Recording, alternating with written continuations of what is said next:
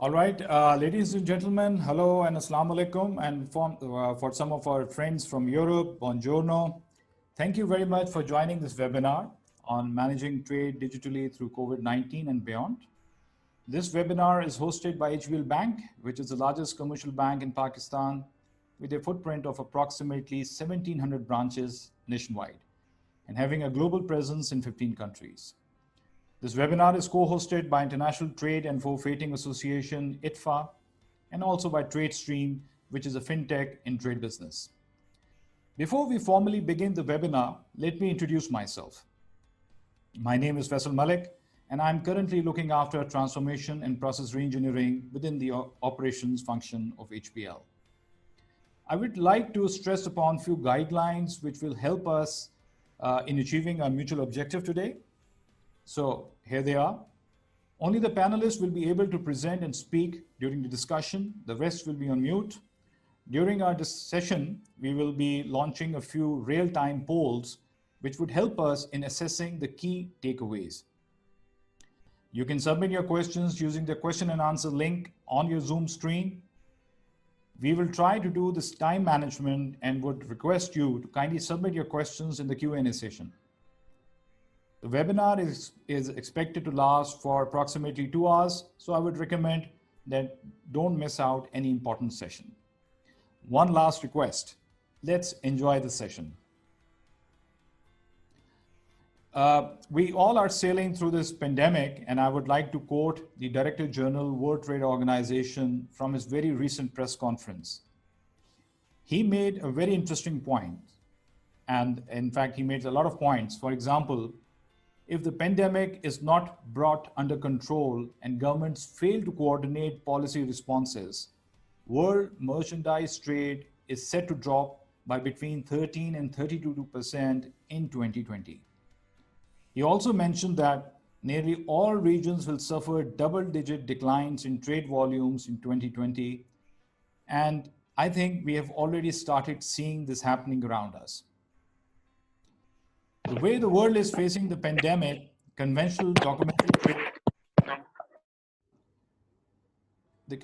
documentary trade is also fighting its war with COVID-19. The heavy reliance on paper document and disruption of services around the world has made the document transmission a real challenge. With this elephant in the room, Pakistan is no different.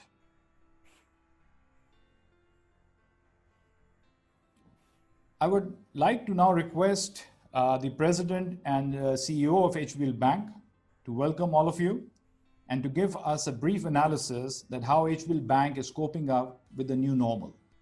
Mr. Mohammad Aurangzeb, CEO and President, HBL Bank, Pakistan. Thank you, Faisal. I would like to, first of all, thank our co-hosts. Also, welcome to all our clients here in Pakistan, but also who are joining us from other locations around the world.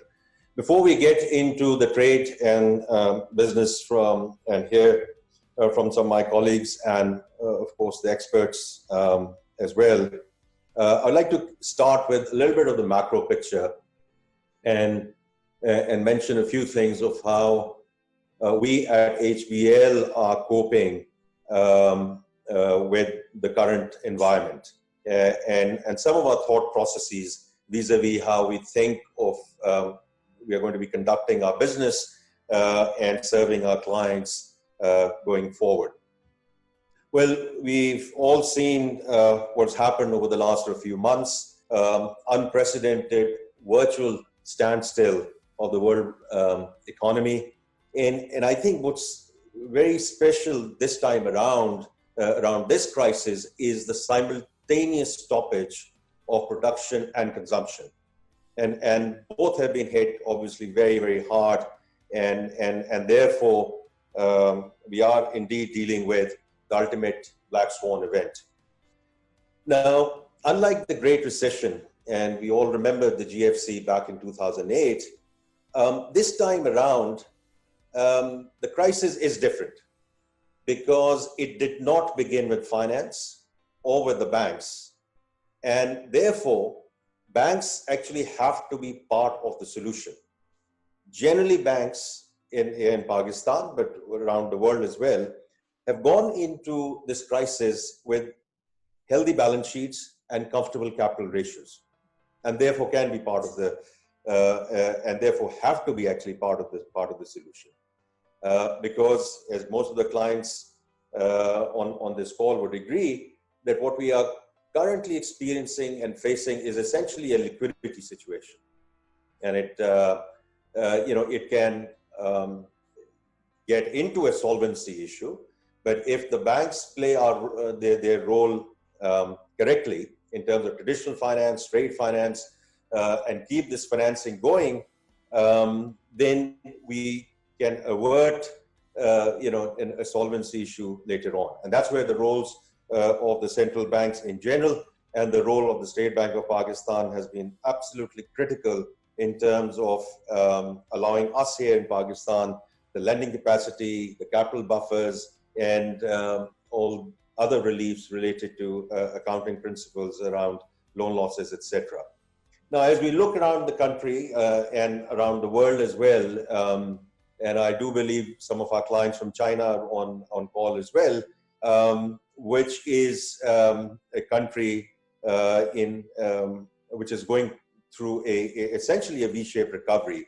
And our best wishes for our Chinese clients and for the country overall, because so many other economies are indeed dependent on China to jumpstart. And certainly from an HBL perspective, because we have physical presence in China and we have physical presence in all the Belt and Road Initiative countries where trade obviously is a major engine there as well. Given that dependency as well, of course, we see the recovery in China with a lot of hope. But in all other economies, including here in Pakistan, obviously the restart is not instantaneous as we essentially begin to cope with a world of coexistence.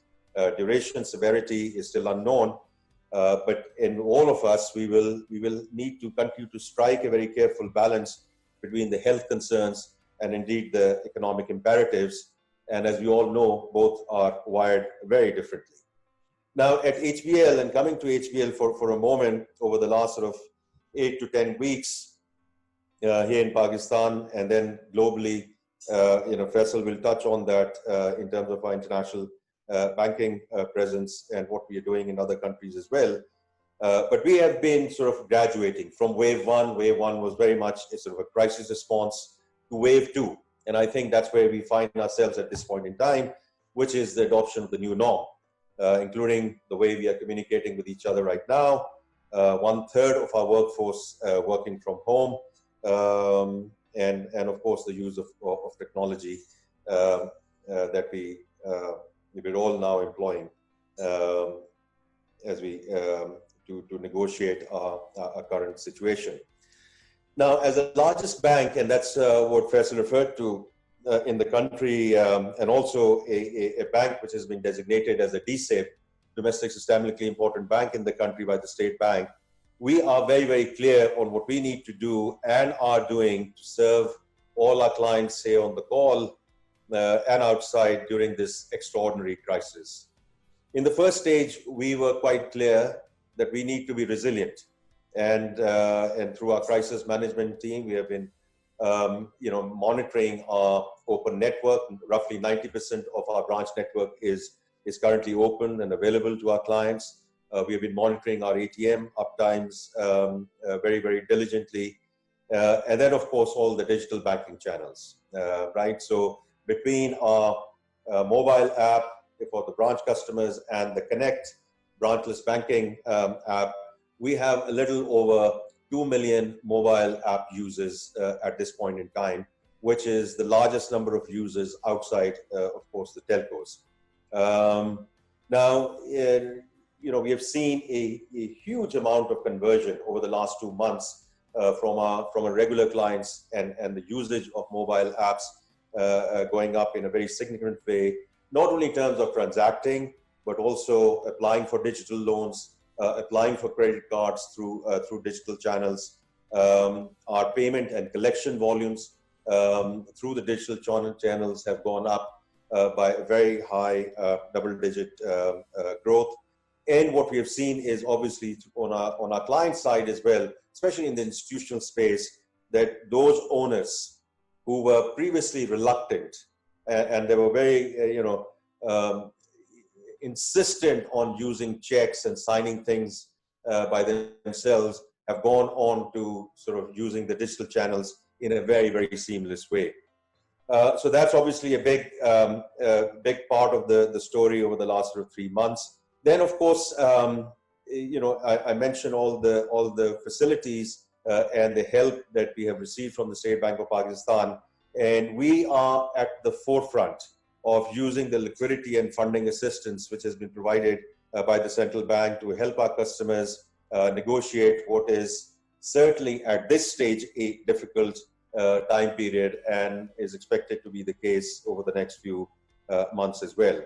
And we know, in these current circumstances, that it is going to lead to some increased costs, which it has, and therefore a reduction in the short-term profitability. But from our perspective, it is absolutely a worthwhile trade-off for the longer-term standing of our clients, essentially, and then, of course, for our overall business as well. The third thing that I just want to mention is in times like these, and how we have sort of harnessed the investment that we have made in technology to help the government of Pakistan around the delivery of the SARS emergency cash program, which you might have heard of, which is the largest social safety net initiative in the country's 70-year history. And we are in the process, and we are almost at the fag end of it at this point in time, dispersing 90 billion or close to 90 billion rupees to an estimated sort of 8 million beneficiaries who are daily wage earners. And when we talk about 8 million beneficiaries, almost multiply it with an average household of about 6 to 8 person per household. So we are reaching out close to 70 to 80 million, so about 1/3 of the country's population. And it could not have been possible. It could not have been possible without our investment in technology solutions, especially around our branchless banking brand, Connect, where we have been now using our branches, we're using our ATM network, and the agents. Now, before I hand it over back to Faisal, because he's going to be closely monitoring our time, and I was allocated 10 minutes, so I'm a bit over, 1 or 2 minutes over that time limit at this stage. But we are also now at HBL thinking, in this world of coexistence. I don't even want to mention post-COVID, because we just don't know what post-COVID means. But how are we going to negotiate, and what are the things which are going to be, permanent features of how the operating model will work at HBL. And that I'm very, very clear, along with our executive committee, that our operating model has and will change for the good. It's only a question of degree. And as they say, and it's almost a cliche, that there are decades where nothing happens, and then there are weeks in which decades happen. And that's exactly what HBL has gone through, both in terms of our decision-making ability. We have been talking about moving across to agility, and I think how we have seamlessly moved to virtually managing the largest financial institution in the country, with a little over 20 million clients, a workforce of 22,000 across the world. We want to ensure that agility stays in our DNA as we go forward. And a whole investment that we have been making in data lake, in terms of data-driven decision making, in terms of investment in AI, is all going to be absolutely used both in terms of managing our businesses, but inshallah also serving our clients, to the best of our service, to the best of our ability in terms of cheaper, faster, more efficient way as we go forward. And I think a lot more we are going to be talking about trade. All my colleagues know this business is very, very close to my heart. We have a commanding market share in deposits, commanding market share in overall financing, And we are absolutely clear that we will continue to invest in our processes, in our people, in our technology to continue to serve our trade finance clients in a very, very efficient way, inshallah, as we go forward. With that, Faisal, I'll turn back to you. Thank you, sir. Thank you very much for your the introduction and introduction about the bank and what bank is doing during this these interesting times. So let's move forward, and we are extremely honored and delighted to have Syed Irfan Ali, who is the Executive Director, Banking Policy and Regulation Group, State Bank of Pakistan. So thank you for joining in, and it will be great to have your views right in the beginning so that we can have the agenda set for the webinar. So with that in the background, and as a regulator, how do you foresee the adoption of new technologies, the electronic trade documents flow, e-signatures, and especially the usage of cloud-based computing services for trade business? So Syed Irfan Ali, Saab, let's hear your view, please. Thank you so much, Faisal and Aurangzeb and participants. I think it's an honor, and let me state on oath that I'll chain myself to 10 minutes and would not exceed that. And very, very, very briefly, before I start the actual presentation, I'd like to state that there would be, in my view as a regulator, there would be few constants. One is that I do foresee COVID-19 to persist. So I like to consider it a K. Then a digital transformation is imminent, as Aurangzeb said, that sometimes you don't you have to, what you achieved in decades, maybe you have to achieve it in days or months. But don't forget that a regulatory perspective would be to have an efficient, cost-effective, and a secure digitization process. So that would kindly, I would recommend that should always be a given. Then don't forget we have to worry about cybersecurity, AML, TF risks in the context of COVID-19. Then what about capacity building of both the regulator and the financial sector, the staff, amid COVID-19, amid digitization, and at the same time bringing in operational efficiency at a lesser cost. So here is a group of people who are used to see physical documents. I mean, they're not used to see digitization. So here is a mental transformation that is taking place simultaneously. So in my view, the first change that has to come within us is to think digital. Now, State Bank, as you're aware, as a regulator, has also transformed itself from a paper-based organization to not exactly a digital-based organization, but an organization that has enhanced the use of technology significantly over the years. And obviously, we support the digitization in trade. And as most of you are aware that we have already done away with the requirement of manual export-import 4 years back. So your e-forms and I-forms are already digital. And that was done through the VBox system of FBR. And now the banks and traders can interact electronically with each other. So that is happening. On the second slide, you are also allowed to accept electronically issued transport documents, invoices, and so you are allowed to do that. But here is the challenge. Presentation of original documents is still a regulatory requirement, and that is something that we will have to address. And to do that, I'll come to the cloud-based in a minute, but that is a challenge, but not only in Pakistan, but also in a number of countries all over the world. Can we go to the next slide, Faisal? This is just to state the obvious, like COVID-19 has, further enhanced the importance of digital trade. Now, State Bank of Pakistan has, is reassessing its existing regulations to pave the way for electronically transmission of trade documents.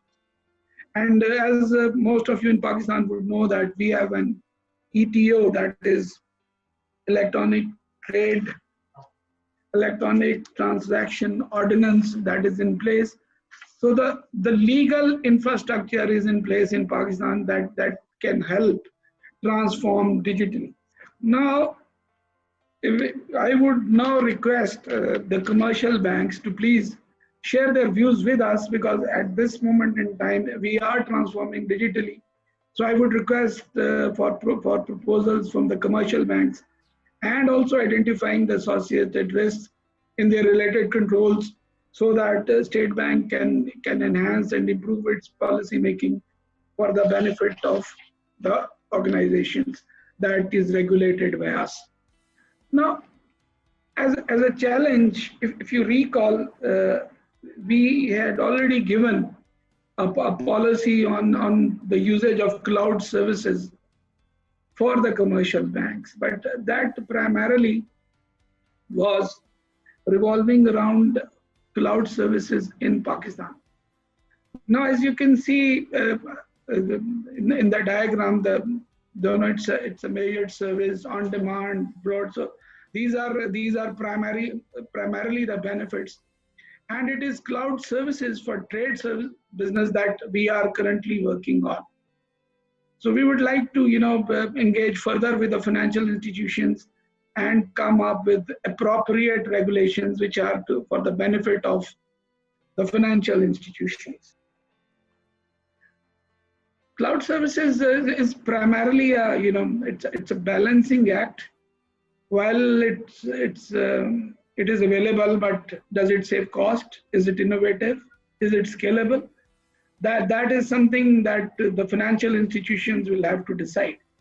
Some institutions, as you are aware, in Pakistan are like Aurangzeb said, a lot of effort by Habib Bank, for example, has gone into the usage of technology. But that is not true for all the financial institutions. Some institutions are still primitive, so that is a challenge for the regulator, as to come up with regulations that would set certain deadlines that would have to be adopted by the entire financial sector. So here is a challenge that we see, but it must bring in cost saving. It must be innovative, and remember, we don't want to spend our precious foreign exchange also. So that is a balancing act that we will have to consider. We have allowed a limited use of cloud services, but if you look at on the column at the right, we have clearly given the permissible cloud computing arrangements. They are allowed, but unfortunately they are only allowed locally, or for only in-country service arrangements, and for non-core operations, and which we find not to be effective, to be honest. And State Bank will have to change these regulations pretty soon. Otherwise, the cloud services will not be very much available to the Pakistani financial sector. Now here are a few observations, and these observations relate to that there are only a few cloud services providers, that is Amazon, Google, Microsoft, and these service providers are remarkable. But remember, all these services are available out of Pakistan. So there may be some legal challenges that we may have to encounter, although we don't have a legal challenge internally because of ETO, but cloud services will and their usage will require some serious thinking. There has been an exception. We have allowed one e-money service provider to host their systems abroad. and that is Sada Pay, and we have allowed them to do that, but they are at the pilot stage, and we are yet to determine what the benefits and scales. We don't know what kind of risks that exist, but once we are aware of what the risks are and how the state bank would be able to grapple or tackle those risks, that would be the time when we would be more comfortable in coming up with policy on cloud services. So now we are, I forgot to mention that we are also collaborating with FBR on, that is Federal Board of Bureau of Revenue, for implementation of Pakistan's single window. This is an information technology based platform providing single window for trade. This will allow parties involved in trade and transport to lodge standardized information. So it's so important for all the stakeholders that once this Pakistan single window is in place, that would mean that all the stakeholders, that is banks, the importers, the exporters, the shipping companies, the agents, whoever is involved in trade service, this will be a very much facilitating arrangement. And I think it should be ready in the next 6 months, fingers crossed. We are, like I told you, we have already allowed, I hope I haven't crossed my time, we have already allowed Sada Pay to use cloud services abroad. And once we are ready and we are comfortable with the experiment that has been undertaken, State Bank would be coming out with a regulation on cloud services. Thank you so much. I would have loved to continue, but I'll just like to state at the end that every day I come into my office and I switch on my computer. Every other day, my PC, it pops up and it says that, other services are available. Why don't you upgrade your software? And why don't you also, consider changing your password? So I guess, to be very honest, I used to get bored with that. Every time, every second day, there used to be a pop-up. But now, I honestly have started to like it. If it doesn't come, if there isn't a pop-up every other day, I get worried whether what is happening. There must be something wrong with the system. So I think it's not something wrong, but what I feel is that I think I'm changing. I'm transforming. I do remember the days when we were changing and we came up with branchless banking regulations. So that was an innovation at that time. But like Aurangzeb Saab said, that look at the benefits that technology, that change in thinking has provided to Pakistanis. So let's change, and let's change to be efficient. Let's change to be cost effective, and let's change for the benefit of ourselves and for our customers. Thank you so much. Thank you, Irfan Saab, for summing it up perfectly. And it is indeed a pleasure to know that State Bank of Pakistan, as a forward-looking regulator, is contemplating the usage of these new technologies in banking and especially in the trade business. We as HBL really look forward to work with you in implementing this agenda. Now, with the tone set for the remainder of the webinar, I would like to request Mr. Faisal Lalani, who is the head of international banking for HBL Bank, to shed some light on the impact of COVID-19 on the international footprint of HBL. Mr. Lalani, can you please provide us with an overview of HBL's global reach and international clients and how technology is making everyone accessible during this pandemic? Thank you so much, Faisal, and thank you, Mr. Irfan Ali. I think that was an excellent presentation. Shows that our regulators are also conscious and transforming towards what is the call of the day in terms of the technological requirements. My fellow panel members, Mr. Mohammed Aurangzeb, more importantly, our clients who have joined us from across all geographies, our partner banks, thank you for giving me this opportunity. I mean, as our president mentioned, trade is key and strategic for HBL, whether this is in Pakistan or any of the international locations.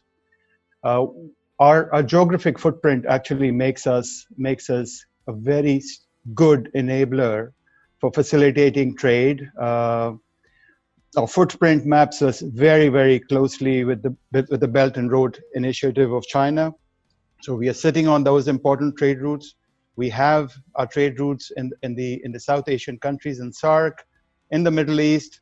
And effectively what we've done is we've come up with a corridor strategy about a year and a half ago, and trying to connect all our international operations through trade, and effectively growing our franchise through that. And we've been very fortunate to be supported by our clients in Pakistan, but clients in China, Singapore, Middle East have also started sort of using our corridors, which take us into the European footprint as well as the Far Eastern footprint. And through these initiatives, what we've successfully been able to do is to deliver all the products and services that is expected from a bank, and continue to sort of build that particular capability to the extent we can possibly do so.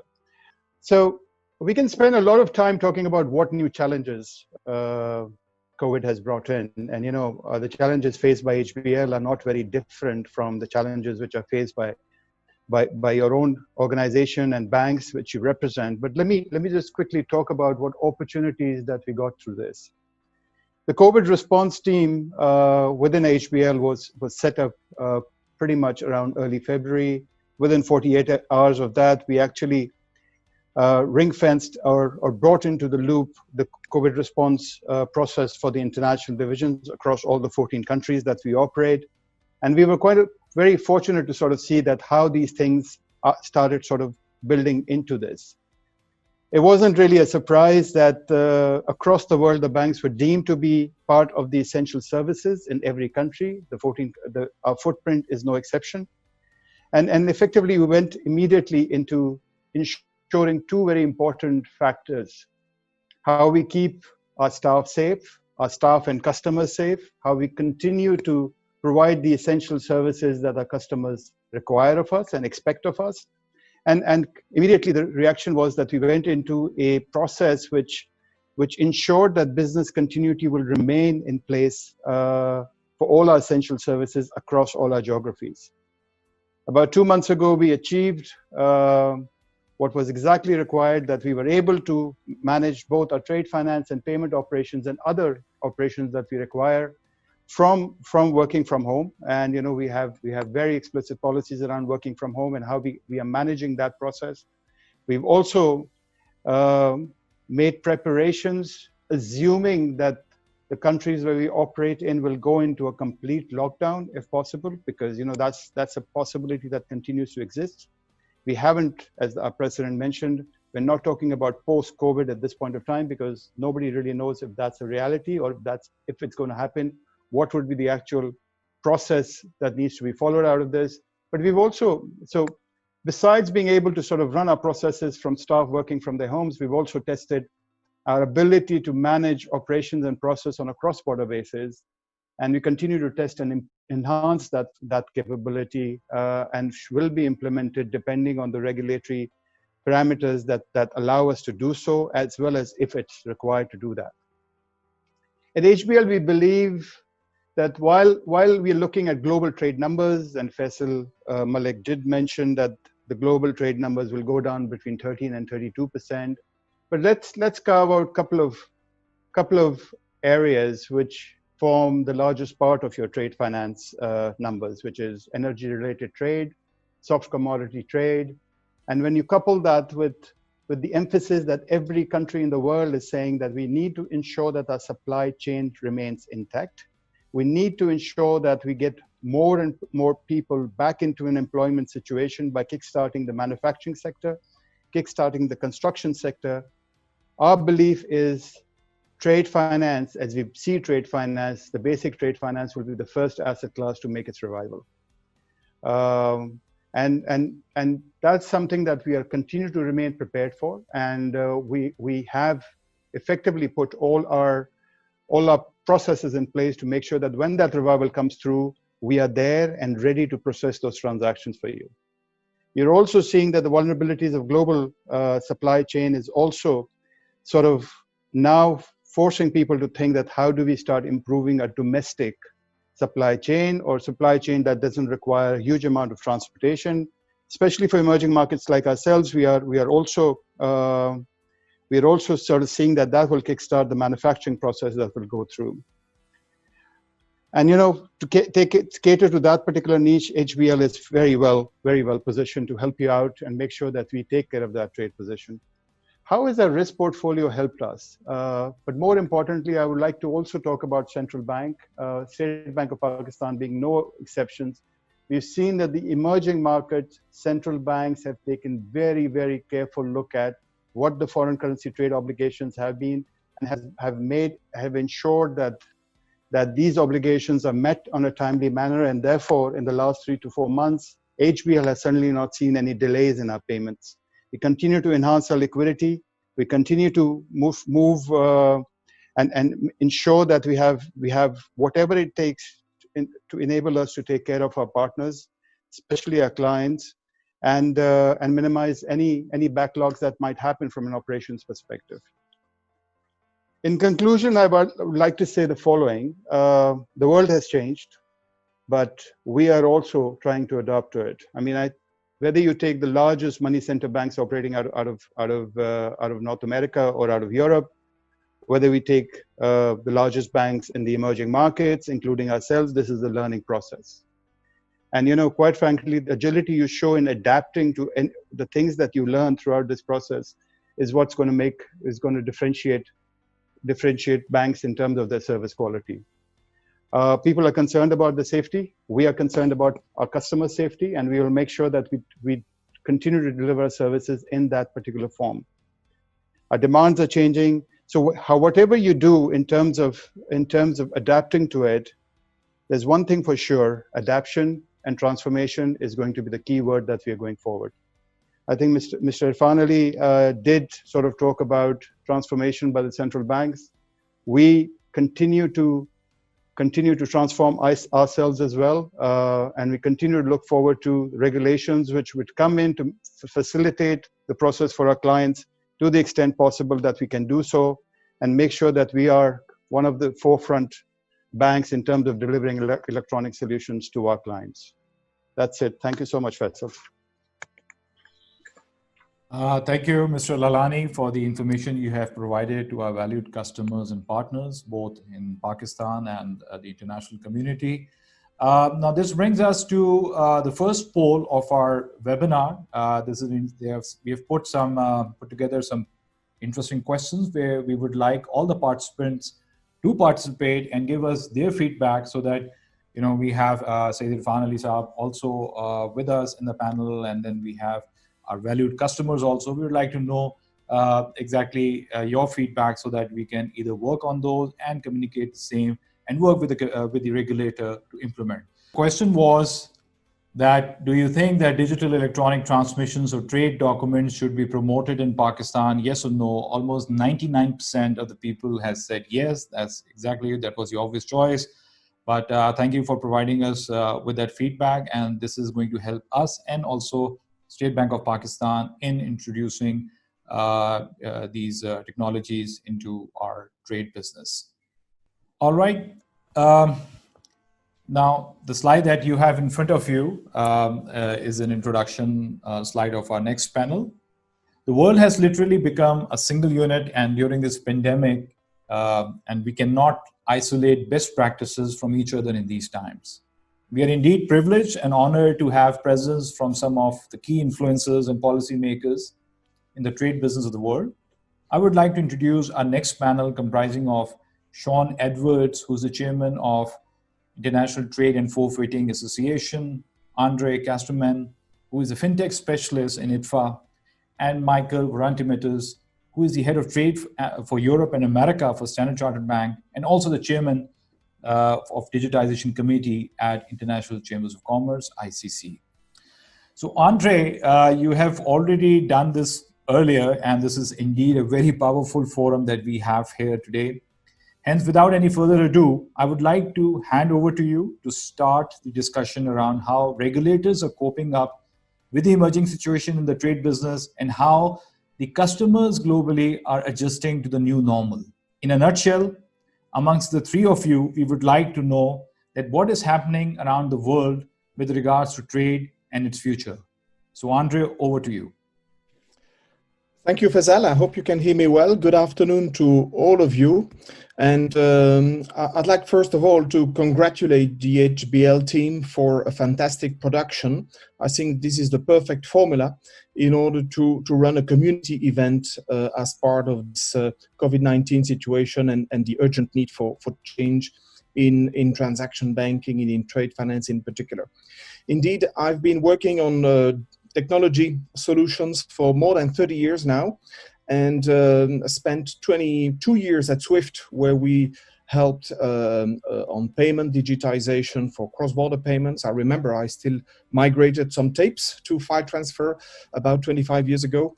And now here we are with COVID-19 impacting us in trade finance, and where the issues are not necessarily on the technology side, because there are a lot of technologies available, but more on the legal side or regulatory side, as we clearly heard from earlier speakers. And I really appreciated the early remarks we had from Mr. Aurangzeb also on the need for defining the new operating model and identifying the permanent features of this new operating model. You already have introduced Sean, Michael, and myself, so I'll quickly go to the next slide in the interest of time to indeed introduce the topics we're going to discuss in the next 15-20 minutes. First, we're going to focus on indeed the fintech space and how technology companies are getting into the data tech space, the trade finance space, in order to address very specific challenges. All those fintechs, including TradeStream, which we have on as a co-host today, are highly specialized and aiming to address very specific value propositions in a very short time to market. And as this is a very refreshing approach to large IT projects we have been sometimes faced with in transaction banking. Here with the fintechs that bring this specialization, you can really benefit quickly from new technologies, new ways of managing your business. However, indeed, you can benefit more if some of the regulatory issues are addressed, or the obstacles, I would say. I think that was very clear from Mr. Irfan Ali on the need for addressing, for instance, the paper requirement on original documents. We're going to look at that. And this is where indeed ITFA and ICC are representing the market to help the industry, the public sector, the private sector also be very specific on those calls to action. And much has been done over the last 3 months since COVID-19 impacted us early March. Much has been done by the ICC and ITFA and other organizations to make sure those calls to actions are as specific as possible. On the next slide, I think if I summarize the value propositions that those fintechs bring, within ITFA we have close to 30 fintechs now, including TradeStream indeed. And I think if we summarize what they bring to banks like HBL and many other banks, it's all about being able to improve the user experience, bringing a superior user experience. That means also, of course, more digital user experience. Everything needs to be faster, everything has to be more precise, and as much automation needs to be added to processes. But it's also a business opportunity, because we know the financing gap has been much reported on. It's big, it's even bigger now, certainly on the mid-cap and SME space. So it's all about how to help banks, as well as new entrants, non-bank FIs, for instance, being able to bring this financing to those who need it most. And if I look at all the fintechs we have within ITFA, so this group of 30, almost 30 now, the one are looking at the user experience, the others are looking at the trade financing need, but it's all around, I would think, those two key themes. So I'd like now to ask Sean to guide us through the ecosystem landscape of our various fintechs with the next slide. Sean, if you can unmute yourself. Yes, I'm muted. Thank you, Andre, and thank you, Faisal, and to HBL for organising, as Andre says, excellent seminar so far. Even dogs attending, fantastic. So, looking at the fintech ecosystem that we have within ITFA, because as Andre says, the nearly 30 fintechs that we have actually represent the A to Z of what is required for digitization within banks. So we start, both at the operational level and at the customer level. So you'll see here a sort of progression, but it's a progression on two levels. So at the beginning with the corporates and the SMEs, this is typically where much of the business is originated and sold out, and so you'll see there the movement from the actual sellers and buyers through the banks, right in the middle, the trade originators, and we call them originators rather than banks because this is an area where a lot of non-banks, of course, are extremely active. The alternative finances, of which we have quite a few within ITFA. And then finally, and I think most excitingly, in terms of liquidity and where the market might develop, especially when we look at post-COVID-19. I think it's always been there, but as a possibility, but now it's being accelerated. The investors, the non-bank investors, so typically a lot of these assets were being sold in the interbank market, and that put effectively a ceiling or a cap on, I think, the quality of the assets that could be sold. Didn't really help the SMEs. Now, with proper packaging, and some of our other fintechs do that extremely well by doing running securitization light type of vehicles or platforms. There is a lot of interest now from the non-bank investor space. So these are sometimes very large hedge funds or money market funds that are set up specialized mini funds. I said mini, but they're growing all the time, who require who are interested in the yield pickup. So trade, as we all know from all the ICC surveys, is very safe. And so there is a comparator there to cash, but it is on the whole has a better yield. Sometimes that yield is not actually good enough. That's one of the issues that we have. Sometimes a lot of these investors looking for extremely high yields that are not possible with such a safe asset class as trade. But we are getting there, and there's a lot of clever structuring that's going on to improve that and make that better. What they do require, though, all of them, is a pretty seamless process for packaging and selling. So these are investors typically that are interested, that have been used to bonds and the capital markets, and they need something that is very bond-like, can be processed and pushed through existing systems such as the equivalent of Euroclear and the like. We're not quite there yet on that, but we're getting close to packaging these in a form which they recognise. So that's the high level. Those are the parties that are involved and could be involved. Then looking more at the day-to-day operational level, we have right at the beginning the communications, the infrastructure, so the actual plumbing that you need. Again, I can mention some of our other fintechs here, such as Intix for data capture, and trade operations. We'll hear, of course, from TradeStream later on.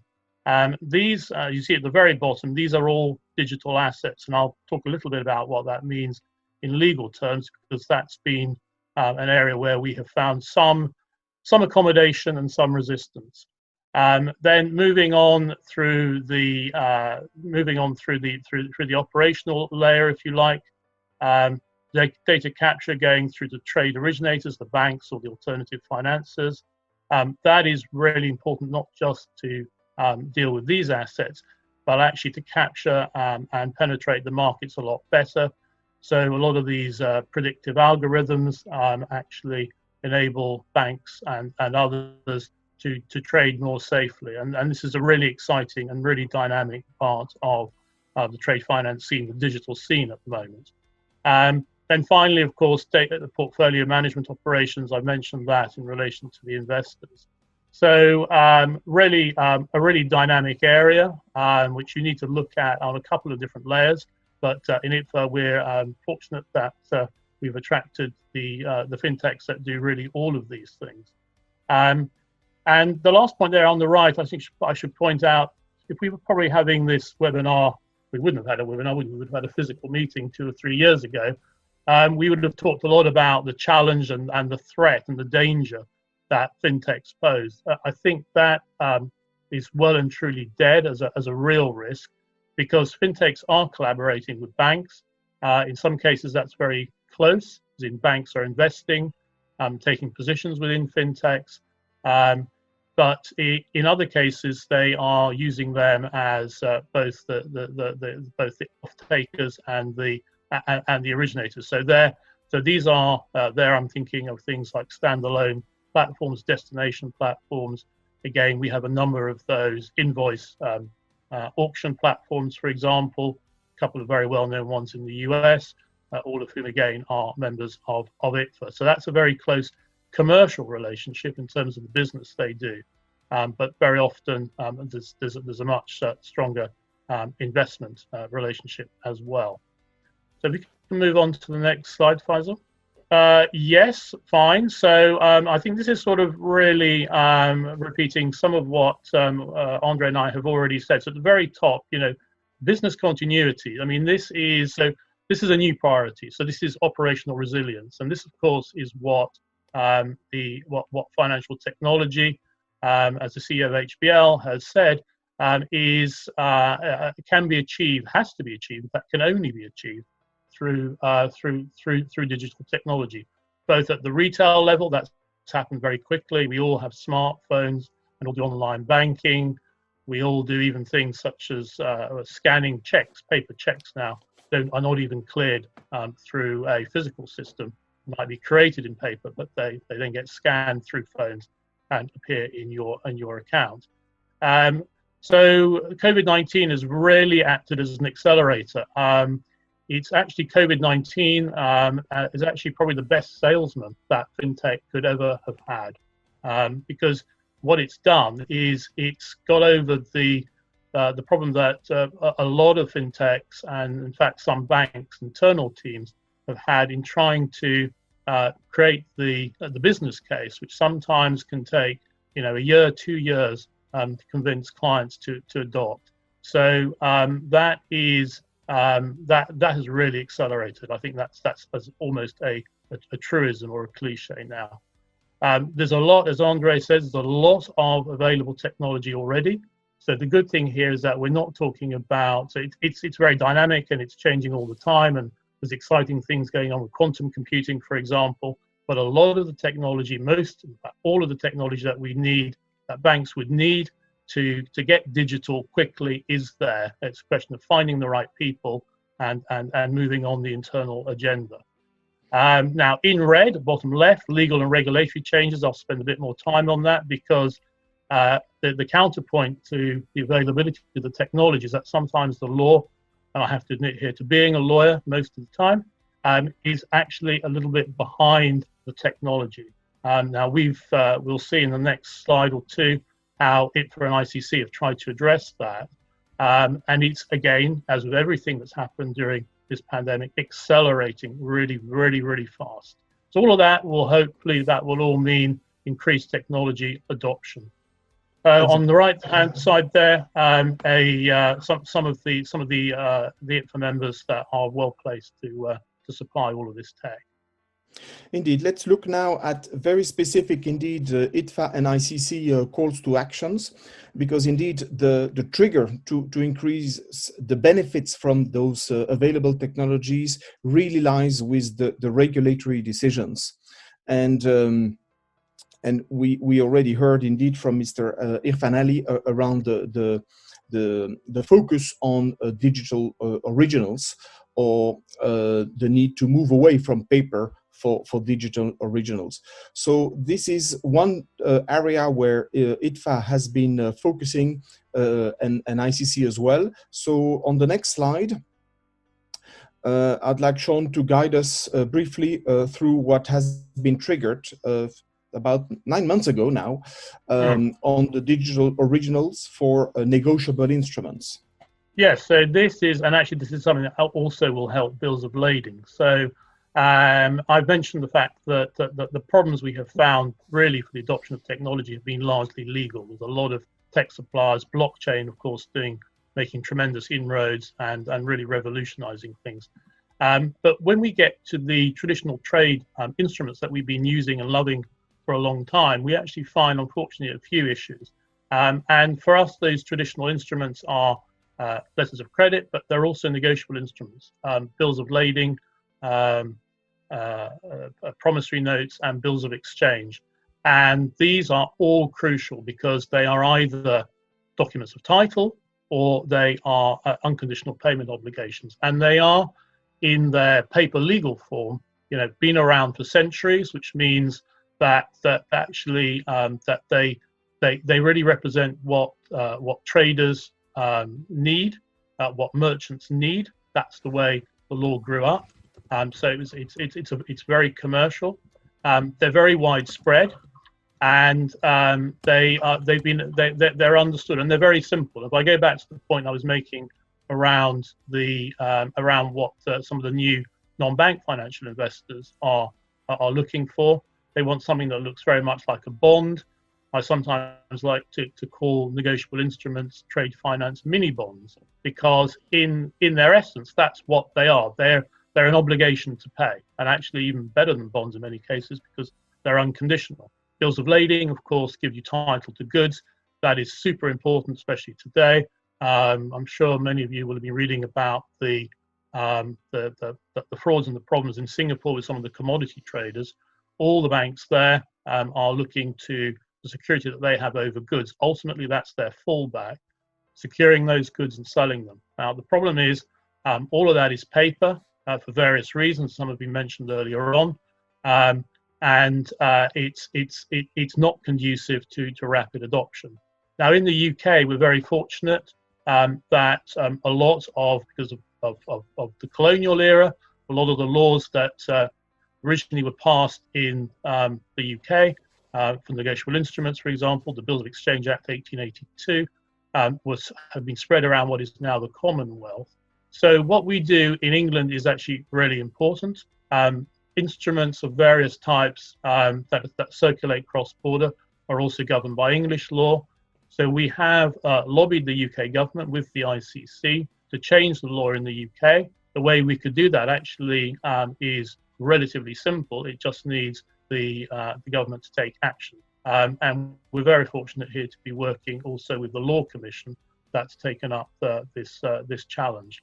So if that happens, and we have good reason to think that will happen in the next 6 months to 1 year, that will have a ripple effect, partly because, as I say, of the commonality of laws, but also because of the number of instruments governed by English law. So what the UK does in this area is actually, unlike many things these days, actually really quite influential. Thank you, Sean. And indeed, this is an area where if you combine a technology like TradeStream with a technology to address digital originals, as well as technologies to offer cloud-based processing, then you really can move fairly quickly to a fully digital trade solution. And it's only one of the tracks that can be pursued. There are many other tracks, of course, to get there. But I think at this point in time, through the work that ICC, ITFA, and those fintechs have been doing, and the market trends we see on the technology side, the solution to move to a fully digital trade is definitely now within reach, I would say. In the interest of time, I'd like now to ask Michael to present the ICC digital roadmap, because that is also a very important work. And we'll skip that slide as well as the next one to really focus on the ICC digital roadmap. Michael? Thanks, Andre, and thanks again to HBL for arranging such a great seminar. I just want to echo my esteemed colleagues' thanks. So I think we've talked about sort of the challenges around end-to-end digitization, and end-to-end digitization of trade documents has been one of those things that's been a little bit beyond reach. I see in some of the Q&A, some of the suggestions that are coming through, and they're absolutely correct. What's been really interesting has been this cartoon strip that's been making the rounds on the internet. And the question that's being asked by this cartoon strip is, who has led the digital transformation of your company? Is it A, the CEO, B, the CTO, or C, COVID-19? And we all know the answer to that question. We've seen a massive upgrading of bandwidth at companies, learning new tools by employees, and new ways of working to adapt to the situation we find ourselves in. Once companies make it out of this crisis mode that we're all in at the moment, every CEO is going to be looking at the digitization of not only their products, but processes to increase resilience of their company, as I think Sean mentioned. In trade finance, we have seen and will continue to see the rapid digitization in open account trade finance. That's things like invoice financing, receivables, and payables. And really it's down to the fact that there's very few stakeholders involved and simple documents like the invoice with no real legal impediment to digitize. It becomes a bit more complicated in letters of credit world as we see changes in laws to enable e-bills of exchange, e-bills of lading or exchange across markets, and stakeholders like customs, shippers, freight forwarders, suppliers, buyers, in addition to banks, really requiring to not only go digital, but also be able to connect to each other. In the bonds and guarantee space, the corporate to bank and bank to bank connectivity is kind of there, though again, we need to see local laws to allow for these instruments to be issued locally, digitally. And while we have seen, we've all taken short-term digitization actions during the pandemic where physical movement of goods, of people, non-availability of couriers, and access to office has been restricted in order to keep operating. We've seen us do things like signing up to banks' e-channels rather than getting paper advices. We've seen a huge uptick in that. We've seen the now common accepting signature by attached email rather than wet signature with the appropriate indemnities in place. So you've seen sort of adoption of short-term digital techniques, and at ICC we issued a guidance paper a few weeks ago on these digital rapid response measures that are undertaken by banks under COVID-19 to highlight and showcase how some regulators have supported banks in their market and others have not, but these actions have been taken nonetheless. The one thing is that these are all short-term actions and come with increased fraud and cybersecurity risks, which is unsustainable, which the gentleman from the central bank pointed out. It is important to understand that there is no silver single bullet in digitizing trade, and it is a collection of actions that need to be taken. So at the ICC, we've issued a roadmap, of which the slide is an excerpt of it. And it really talks about, the roadmap really talks about what each stakeholder needs to take in order to enable digital trade. This particular slide highlights the key elements of the roadmap with respect to actions that governments can take, from updating legal infrastructure, which Sean touched on, and as you heard, adopting things like unit trial model law into local law is definitely the way to go.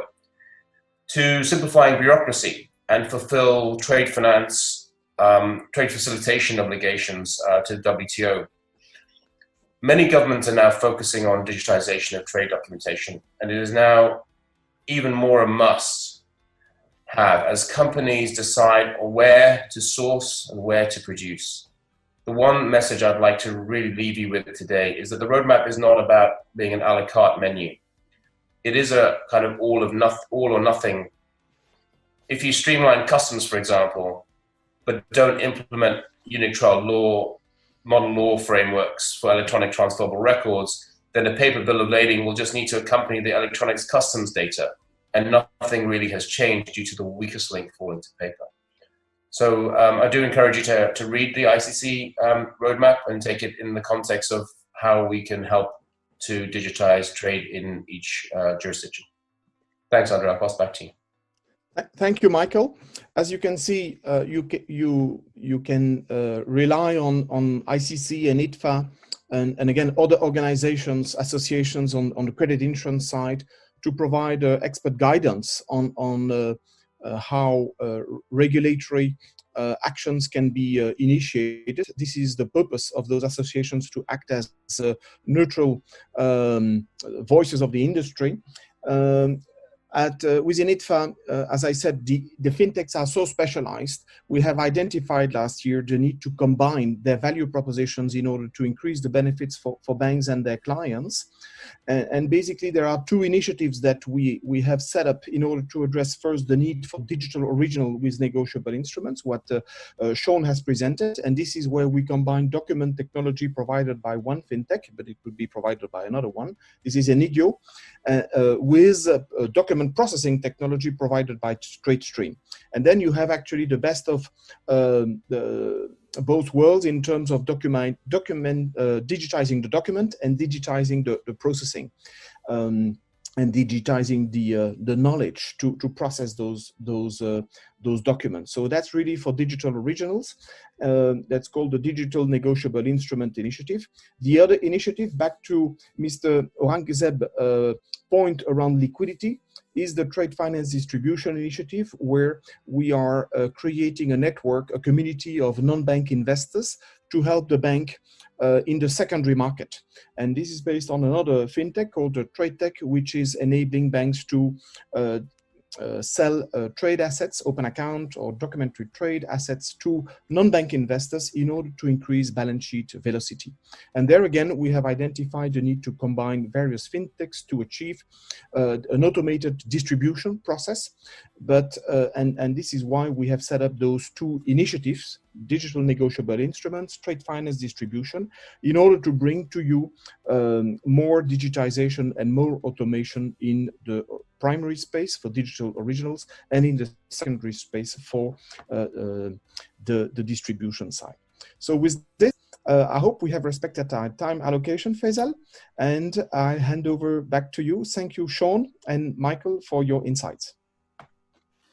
Sean, Andre, and Michael, extremely thankful to all of you for your valuable feedback, focusing on the global trade and the developments happening there.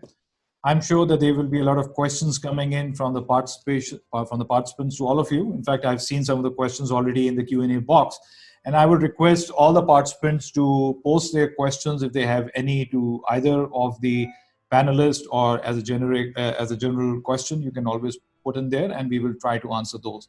There is a team which is already trying to answer your questions live, and if required, we will take it in the Q&A session right at the end as well. So thank you to the panelists. Now let's move on to the next session. And before bringing the next panelist onto the screen, I would like to now put up the second poll. I've got very good feedback so far on the polls. So this is the second question coming in to all of you. We'll wait a couple of minutes for your responses, and then we'll share the responses with the entire participants. As you can see, the question was, is adoption of cloud-based solutions the future of banks related to trade business in Pakistan? And yes, the obvious choice, 93% of the people were in the favor of this cloud-based solutions.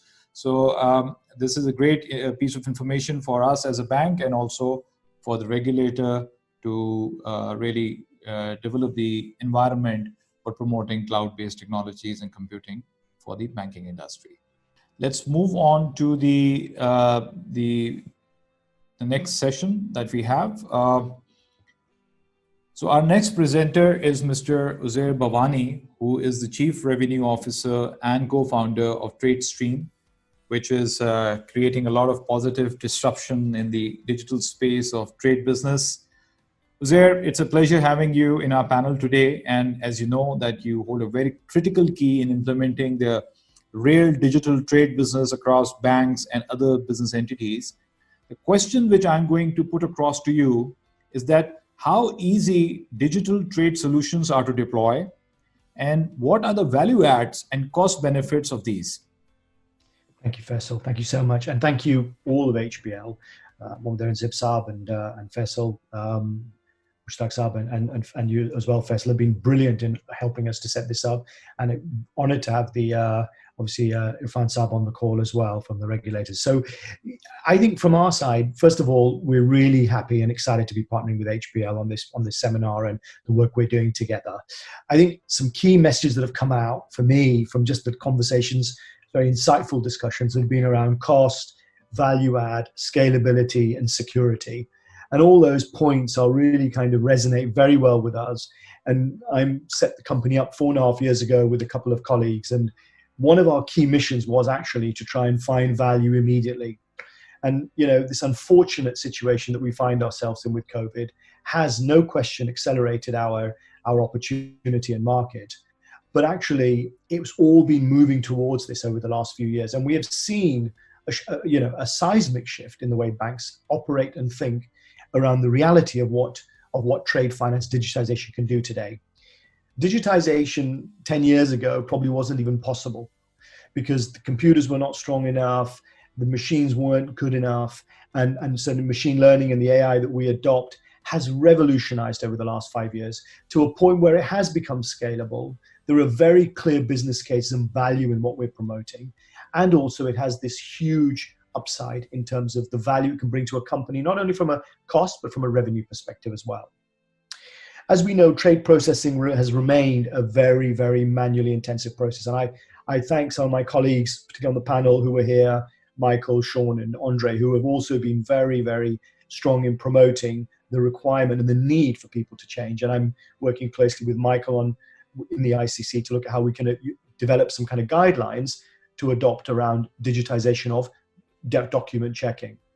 So trade has remained a very manually intensive process that requires continued serial approach where every member of the party is doing the same thing over and over and over again. And I guess when we set this business up, my colleague Achille, who's based out of Milan, was all around how can we actually immediately change some of those things without necessarily having to have everyone impacted in the supply chain, which again becomes a challenge as we've talked about many of the actors involved in a transaction. So we've been working with a bunch of banks all over the world, many of them very large global banks and some regional banks, around actually, first of all, taking those documents and actually digitizing them. How do we actually make them electronic? Recognizing that blockchain and all the brilliant initiatives that are still out there are still at their infancy stage. And what we want to do is create a solution that you could use today in a very easy manner, deployable. So Faisal, to answer your question, how easy is it? Hopefully I'll talk about that, the ease in which it can be deployed. So what we've done is we started by taking data and digitizing it.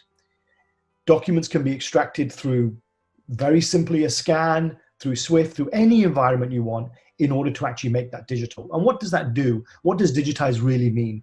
Digitize means that it actually allows every single data point on a full document set and an LC to be able to then be used and managed to allow machines, AI, and everything to be able to do that checking. So once you've digitized the data, and we've done that with our own development of our own platform, the next part is actually the automation of the engine. So we have spent the last 4 years building a platform with over 260,000 permutations of an algorithm, which almost does the job. In fact, does it more consistently than a human today in the document checking process. An LC, for example, that Michael talked about, which I think is where, as he quite rightly said, gets a little bit more interesting. We've been able to understand and interpret an LC in as good a way as a human is able to do today. That includes all the additional conditions on a document check. And it looks and reviews that document check against the documents against the LC. And that whole thing is done in less than a minute. And I think for us, when Irfan Saab talks about the importance of cost and value add, that's a real value add, where we are able to do something in a fraction of the time that it takes somebody else. And what does that really mean? Maybe first, if you can push on to the next slide for me, please. What does that really mean in terms of the actual business opportunity? Well, I think what we've seen over the last 3 months is that with COVID, again, and I don't want to repeat what other people have said, people not being able to attend their offices, people not being able to do their checking, people doing checking in environments that they're not used to. So we've seen it all over the world in parts of Asia. Doc checkers are sitting literally in front of a screen with 20 documents to check, and they're literally toggling between one screen on a 14-inch laptop. Whereas previously they've had 5 screens and all the documents in front of them. And actually what we've done is found a way to develop that where actually all they're doing is consuming the output.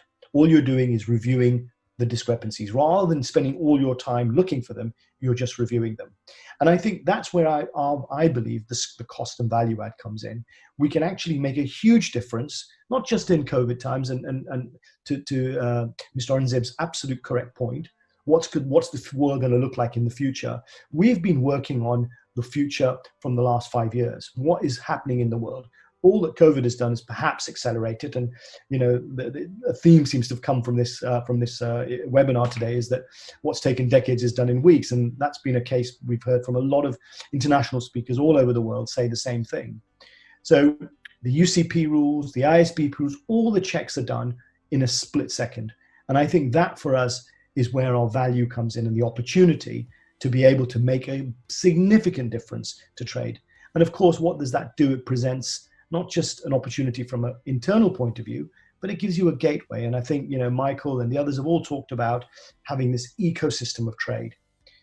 We, as Michael quite rightly said, focus on one part of it, which is the digitization and document checking. And we think we're very good at that. And that's what we've proved very successfully all over the world to do very well. But there are many parts of trade, from all the parts that have been discussed today, from the way you sell down assets to the way you acquire the data, to insurance, to logistics. And we see ourselves very much as an enabler. And we're working very closely with HBL to look at how we can work together to actually grow the ecosystem, to make all those things that we've just talked about in this extremely nourishing and interesting conversation over the last hour a reality. And you need points, and the key point here is the data. If you've got the data, you have so much more opportunity to do other things with it. Especially, if you can just push on to the last slide, please, for me. So we're working with partners, and to use the point of being a specialist, we're working with all the compliance checkers, so we're able to do immediate and automated compliance checks using partners like WorldCheck, Refinitiv, Acuity, working with Lloyd's on vessel tracking. We're working with the likes of Bolero for electronic bills. We're also working with some of the partners in the blockchain space, so the Contours of this world and the Comgos of this world, and actually seeing how we can connect with them.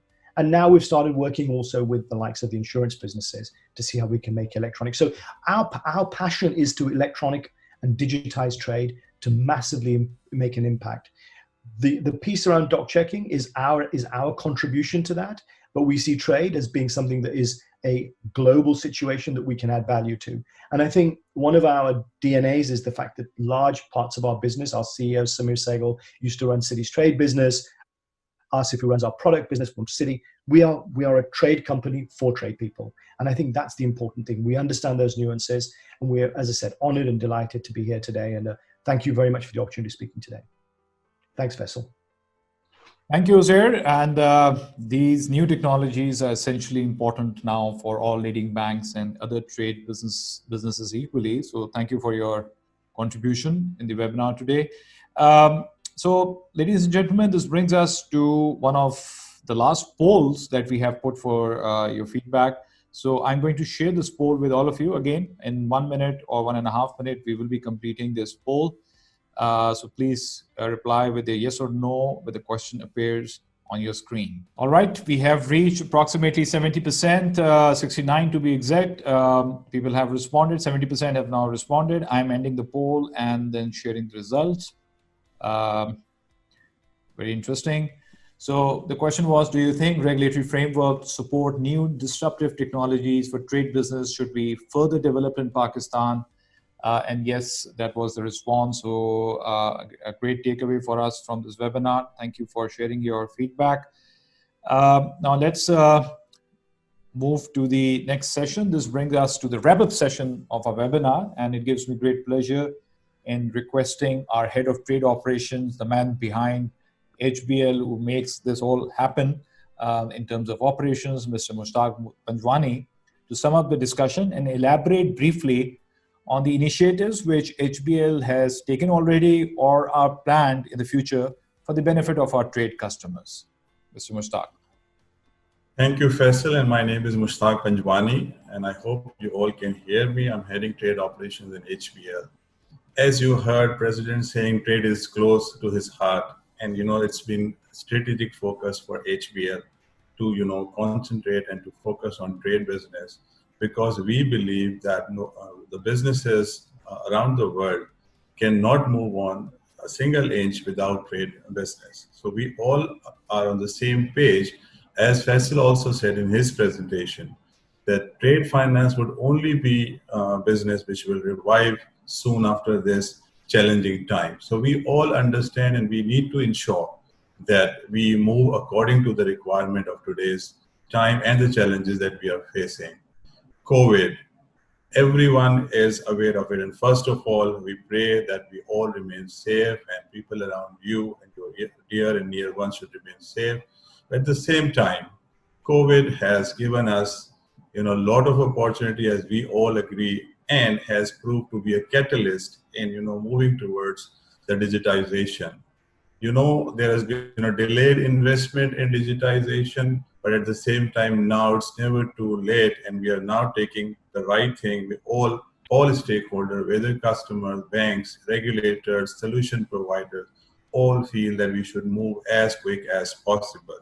That's why we all are here and doing this webinar, that every stakeholder is on the same platform, that we all should speak loud and clear that we need this and we have to take it forward as soon as possible. It's not a nice to have solution.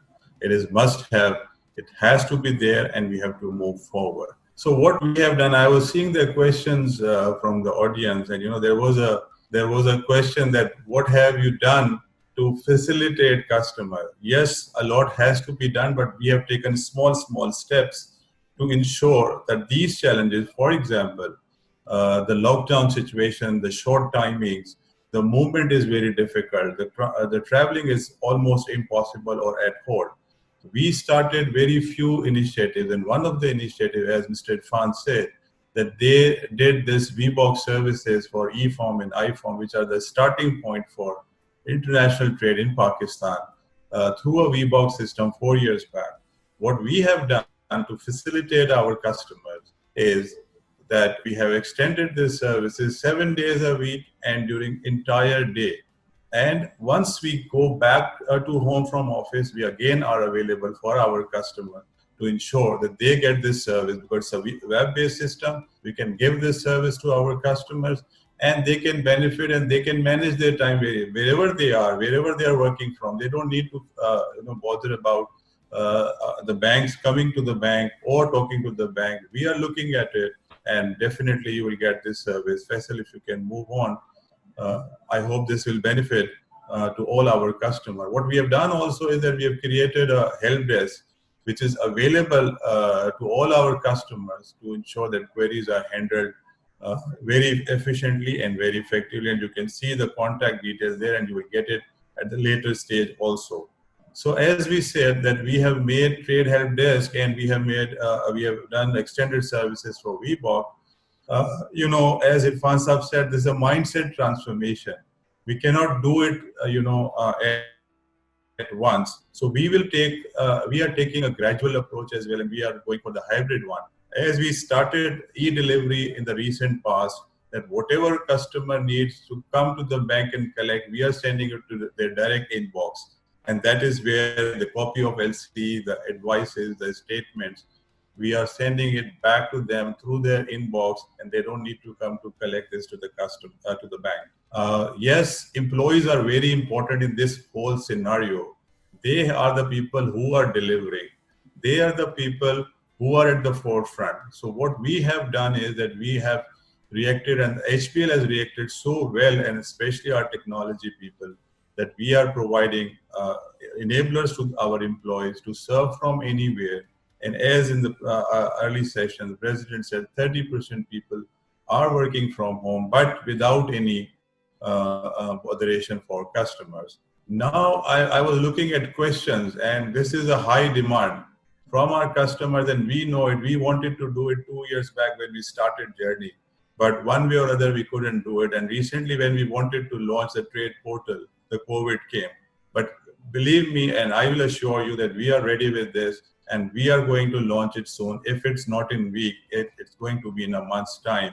and we are launching it and we are bringing it to you. And you can do your transactions through this portal, and you can look at all your documents through this portal.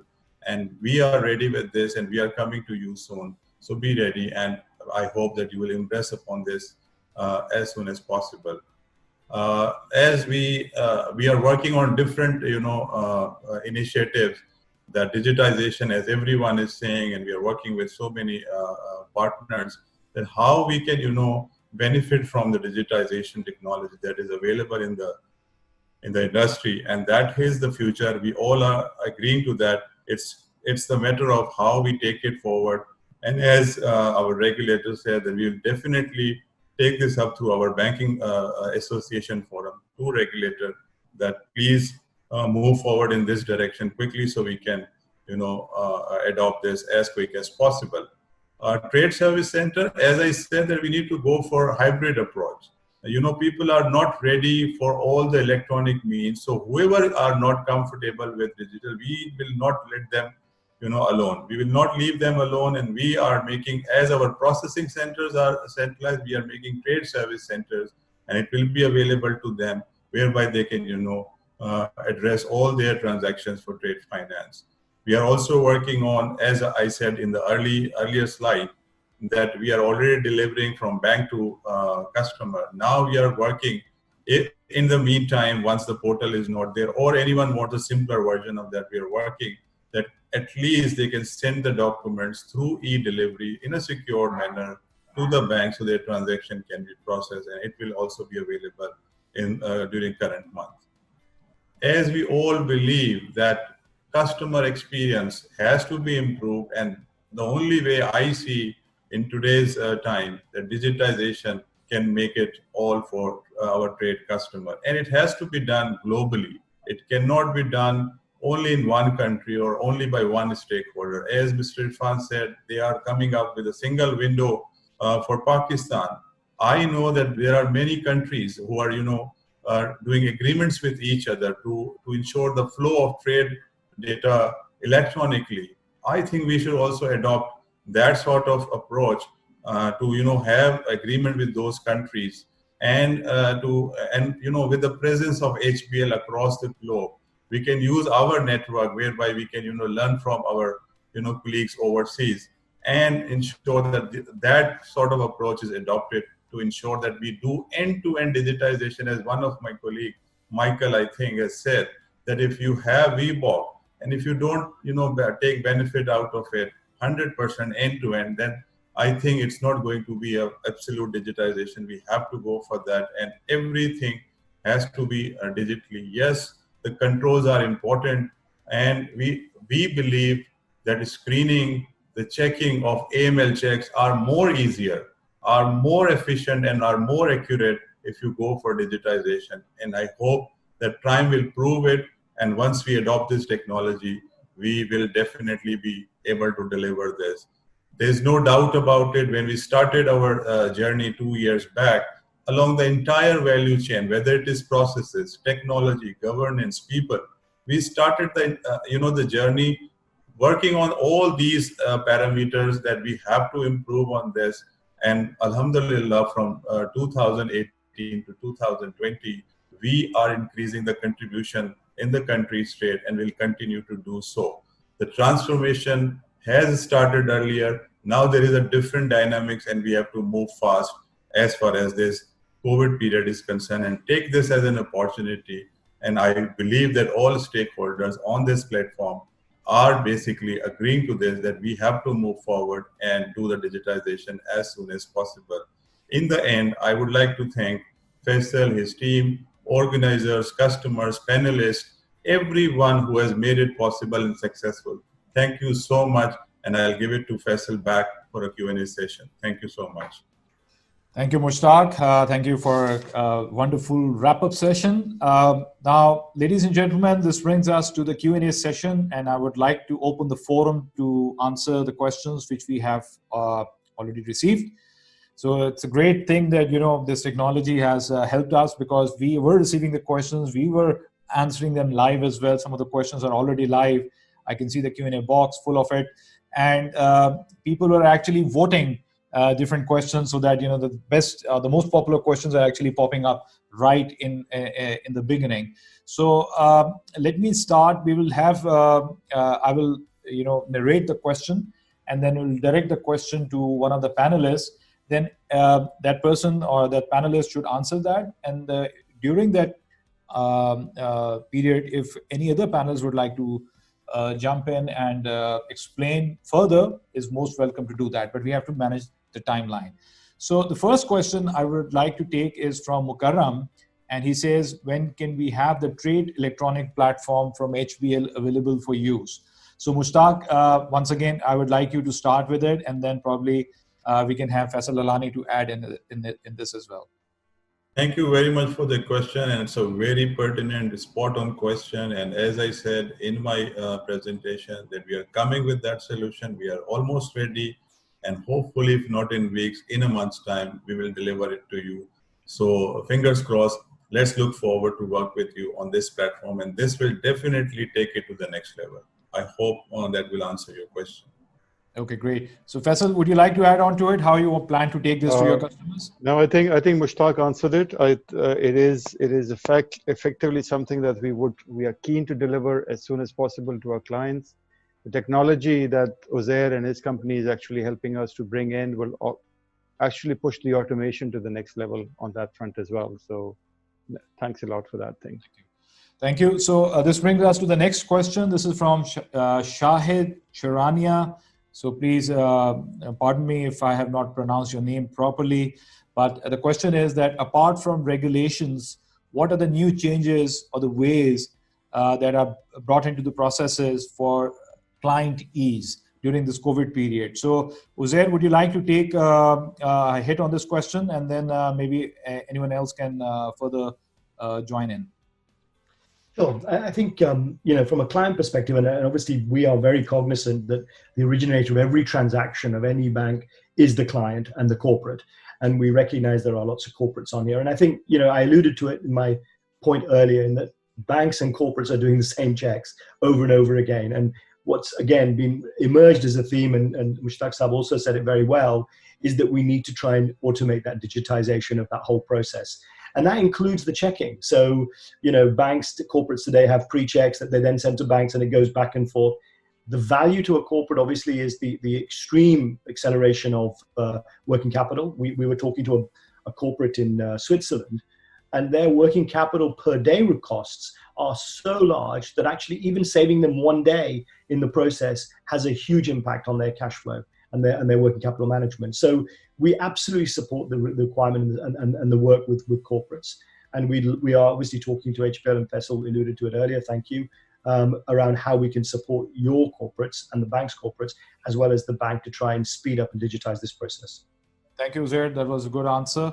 Now, is there anyone else who would like to contribute? Michael, would you like to contribute from your perspective at Standard Chartered, or maybe you can elaborate on this as well?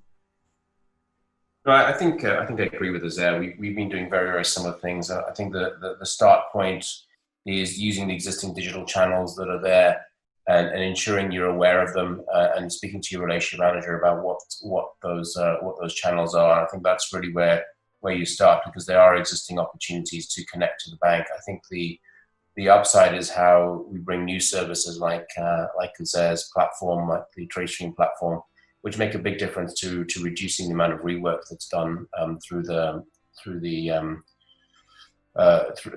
banking network, and also between the customer and the bank.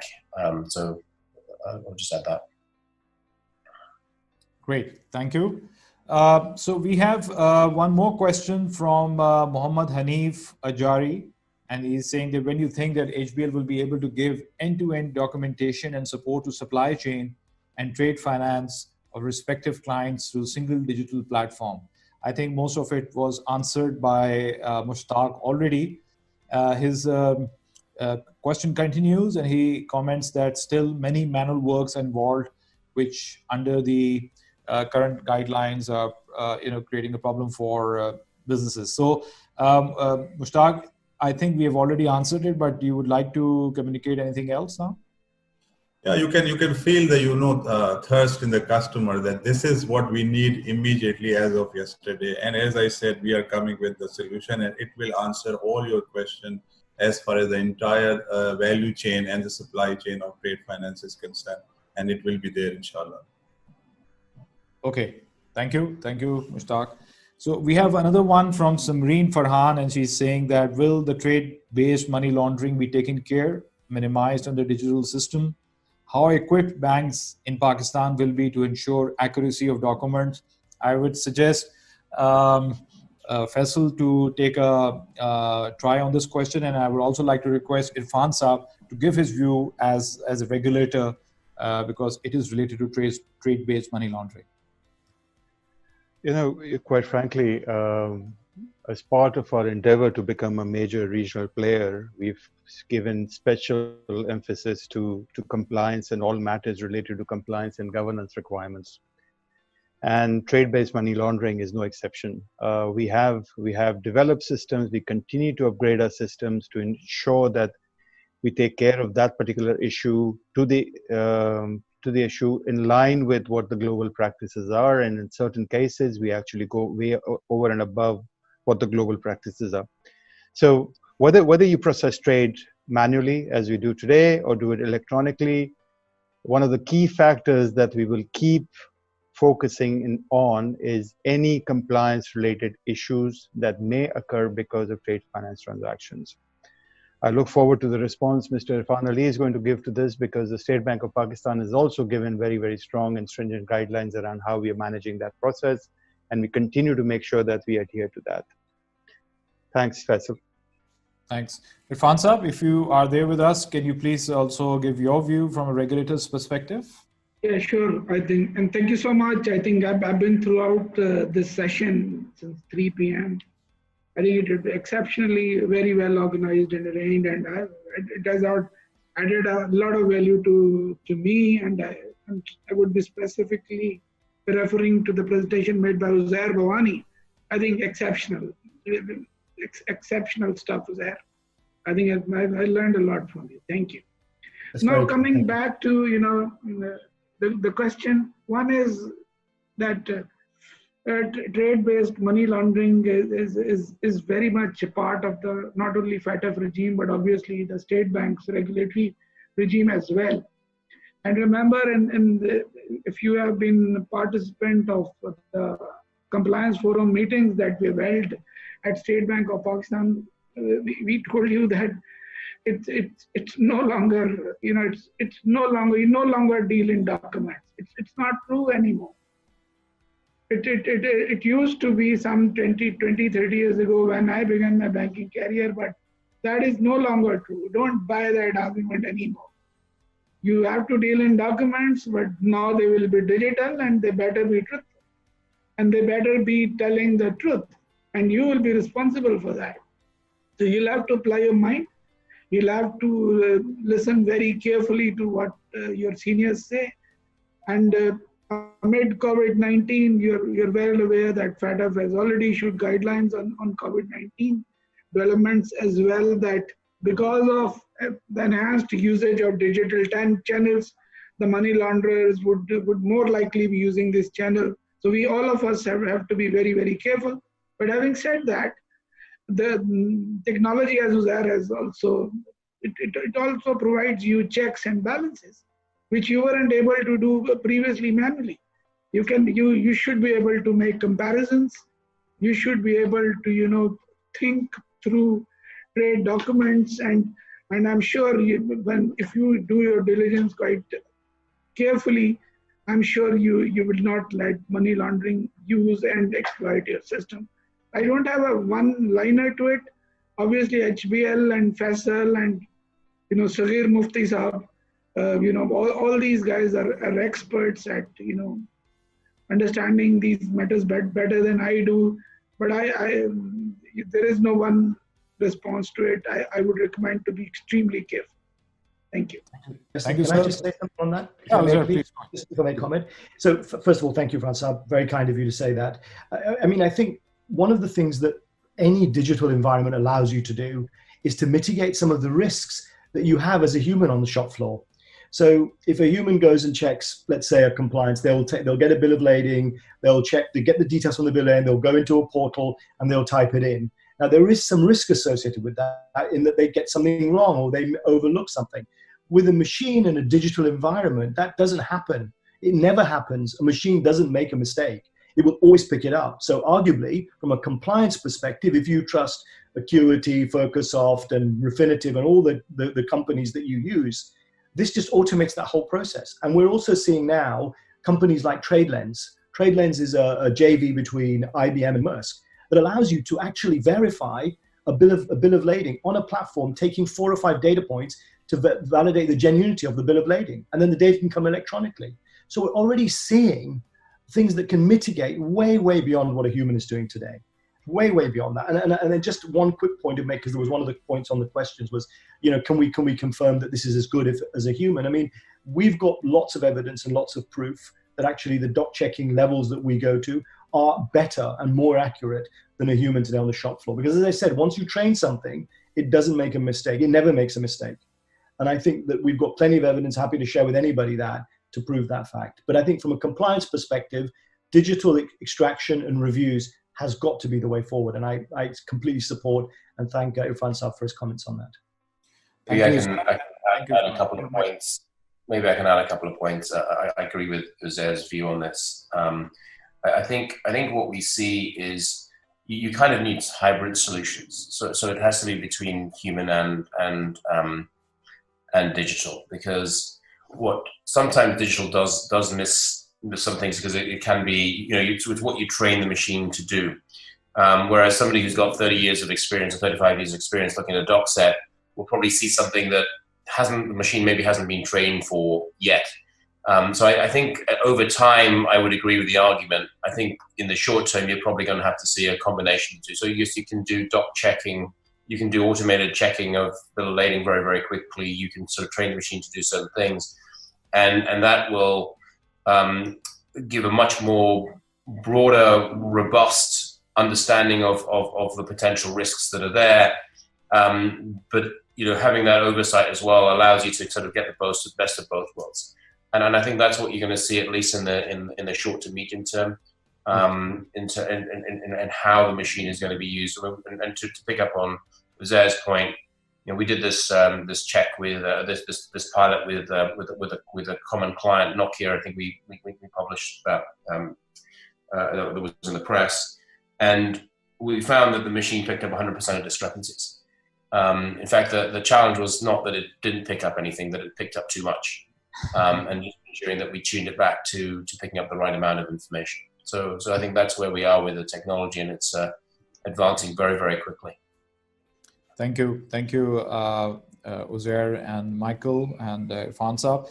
Now, a very interesting question that we have received from Rosemeen, and the question is probably, I would request Andre Casterman to comment on it, and also I would like our president, Mr. Mohammad Aurangzeb, to also comment on it. The question is that how the trade ecosystem looks like in the future, from an international perspective and also from a domestic perspective.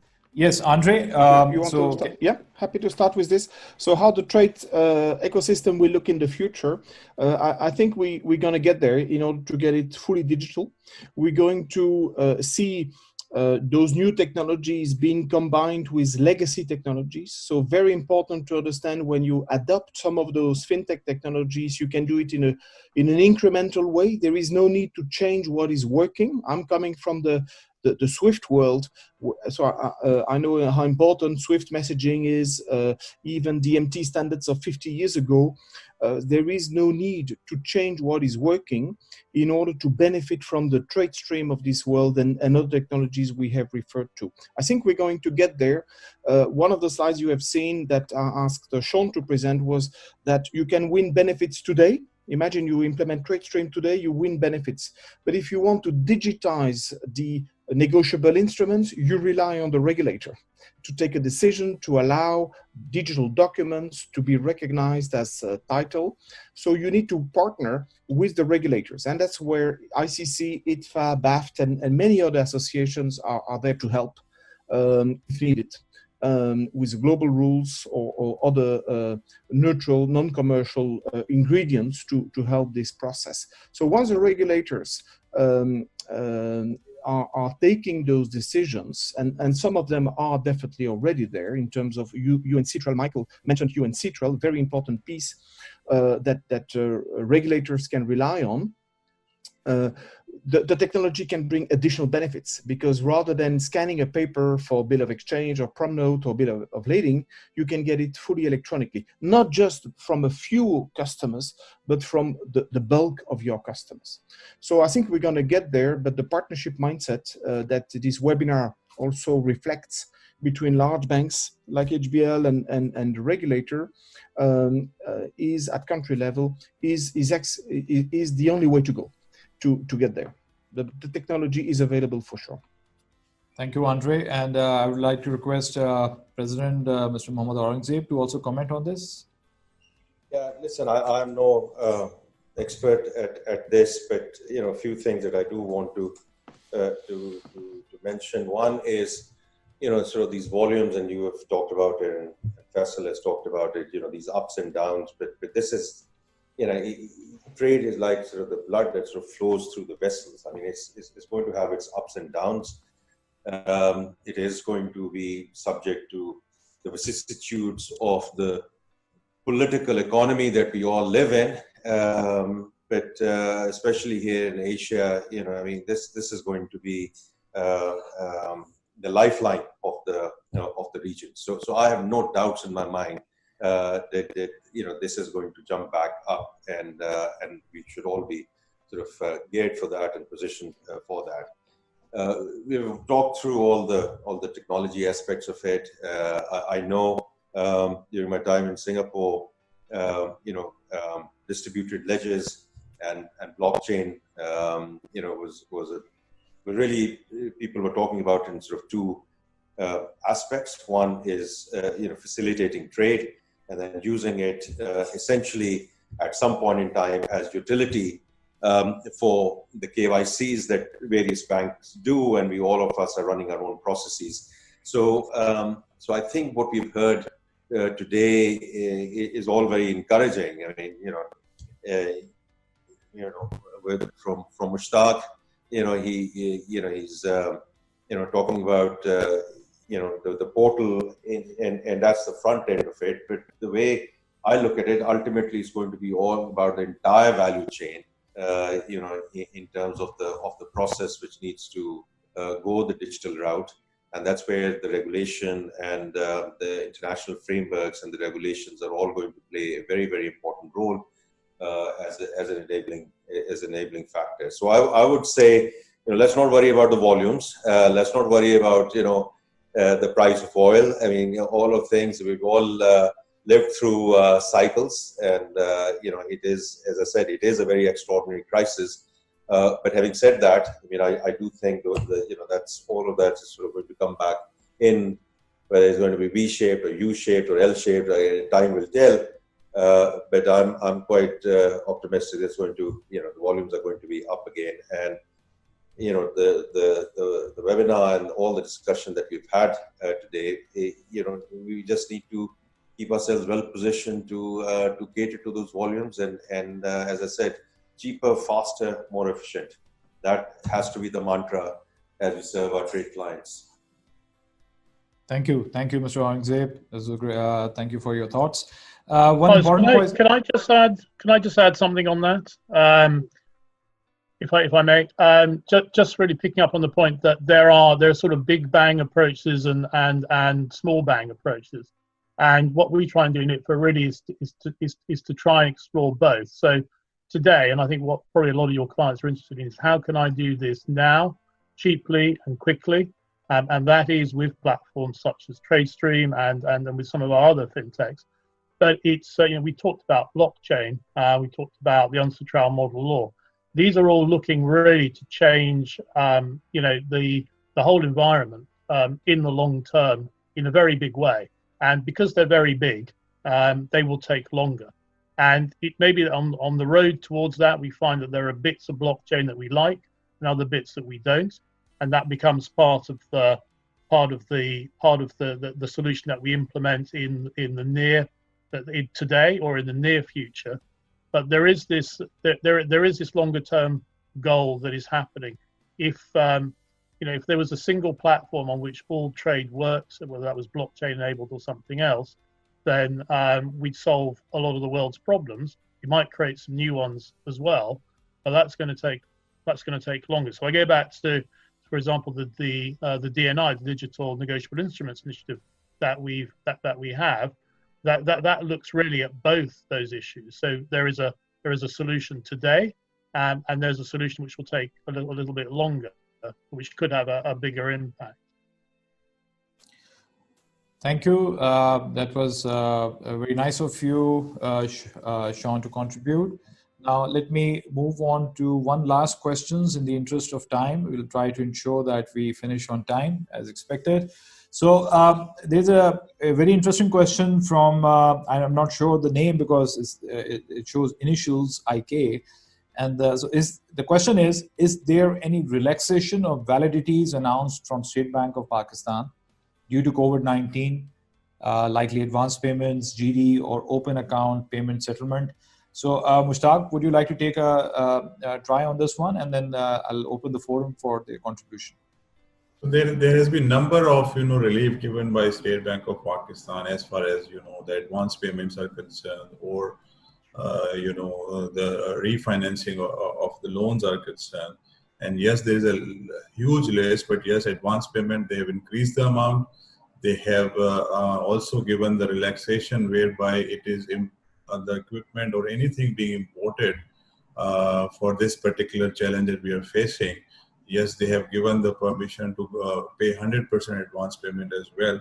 And there are other relief given by State Bank of Pakistan, and definitely give us your email address and we'll share with you the entire list of relief given by the central bank in Pakistan.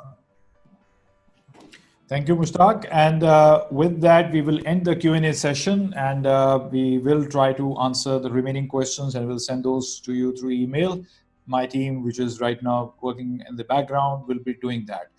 So this brings us to the end of our webinar, and we hope that it served its purpose in connecting with HBL, trade customers, and partners around the globe. We hope that the webinar covered areas of great interest to all of you. We are also extremely thankful to all our panelists, especially Syed Irfan Ali Saab from State Bank and the representatives from ITFA and ICC. This webinar would not have been successful without the support of our valued clients, as we believe that our clients are the only reason of our existence. We will be putting up the recording of this webinar on our various social mediums. You will receive a small feedback survey questionnaire by tomorrow in your email. So once again, thank you for your participation. Goodbye. Allah Hafiz and ciao.